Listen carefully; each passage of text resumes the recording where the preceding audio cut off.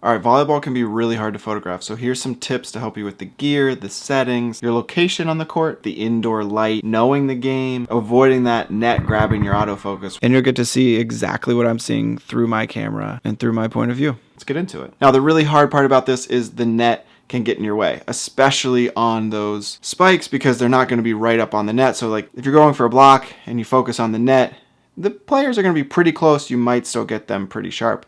But if they're going to be spiking the ball, they're set back maybe a foot or two. If you focus on the net, it's probably going to be a little bit out of focus. So to combat this, a lot of times what I do is actually move my focus point lower on the camera. Try to focus on their feet under the net when they're going up to hit. Now this can be a little bit tricky because the timing is just tough. Volleyball is tough because it's quick moving and you're not always exactly sure where the ball is going to end up. But when you see that set go up, you typically have a little bit of time to transition over, set the focus on the person that's spiking it, and shoot away. Now to get the focus on the block, typically what I'll do if they're serving towards me from the other side, that center hitter is going to be sort of like right up at the net, and I'll just pre-focus on her. So this is a great instance for back button focus, which I have another video on. If you're not using it, you really should be. So I'll pre-focus, let go of the focus, and now that's just my plane of focus.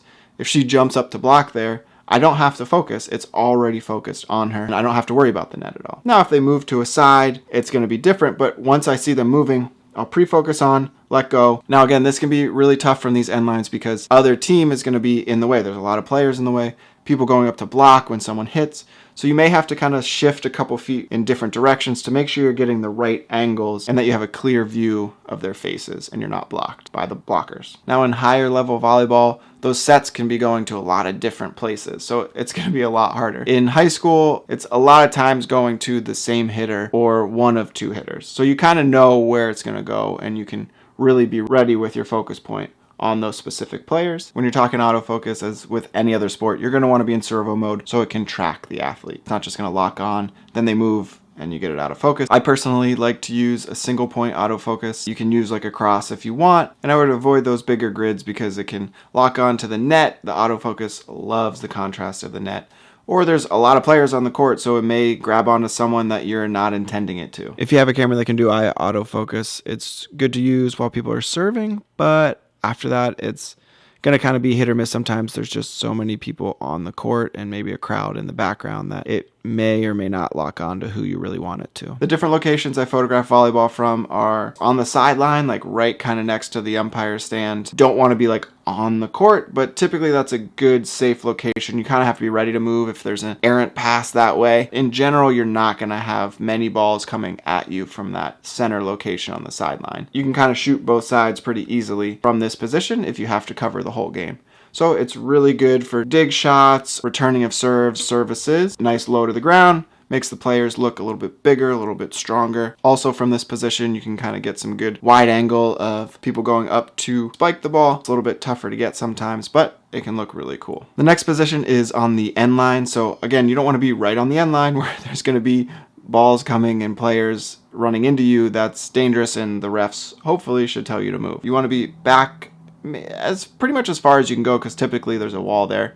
And so if you get back there, you're generally going to be out of the way. So from back here at the end lines, the shots I'm really looking for, blocks and spikes. People going up to the net, jumping up. It's nice from back here getting those jumping plays because if you're low to the ground, makes it look like the athletes are higher up in the air, a little bit more athletic. Again, just makes for a little bit better of a photo. Another location I'll try is to get up high a little bit. Some gyms, it's really low stands and you can't really get up that high. I'll still try it a little bit just to get a different vantage point. But if you can get up high, like really high above the net and shoot over top of it at people spiking, it's really nice. And it's easier. You don't have to worry about trying to avoid the net with the autofocus. Looks good. It's a great spot to shoot from. Not all gyms have it. So if you do have a position like that, really make sure you go up and try to utilize it. To really help your settings is you want to look for the best light on the court. Typically that's going to be in the center of the court because there's lights on all of the sides coming in towards the center. Great for volleyball. A lot of the action happens in the center of the court, so you're going to actually be able to have the best settings that you can get. Also look for if there's windows on the walls. I'm lucky enough to shoot in a gym that has some good opaque windows that let sunlight in. So if it's a daytime game, if there's sunlight, you actually might get one side being flooded more with light. So if you're standing on that side with the nice light behind you,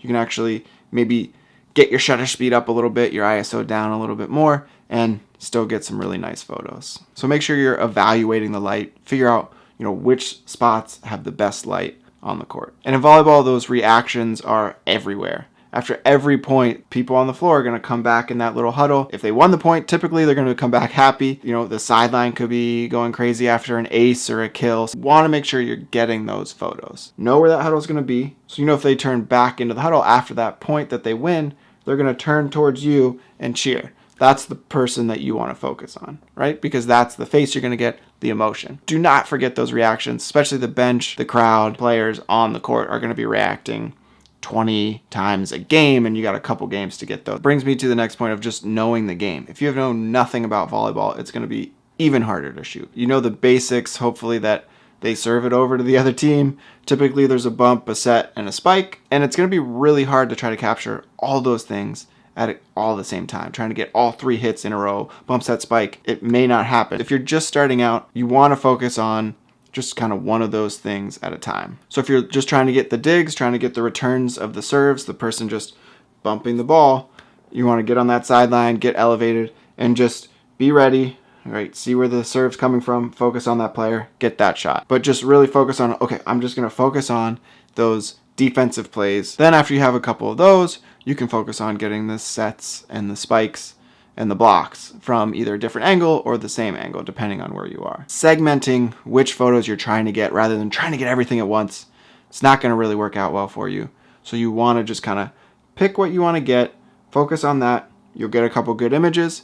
You'll miss some other ones. That's fine.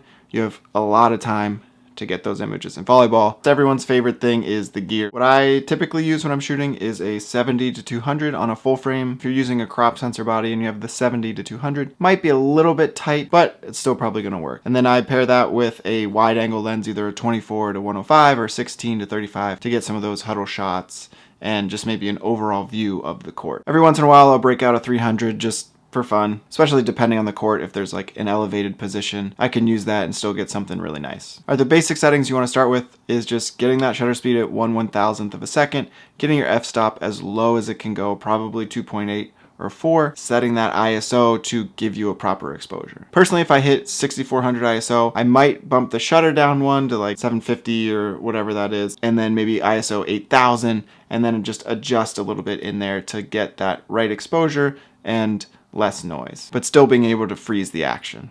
All right, so I hope that really helps you get some better volleyball photos. If you have any other questions or you have some tips, share them down below. Love to hear them. And look out for more. Subscribe if you're still here, because no one's still watching now. So if you are, make sure you subscribe.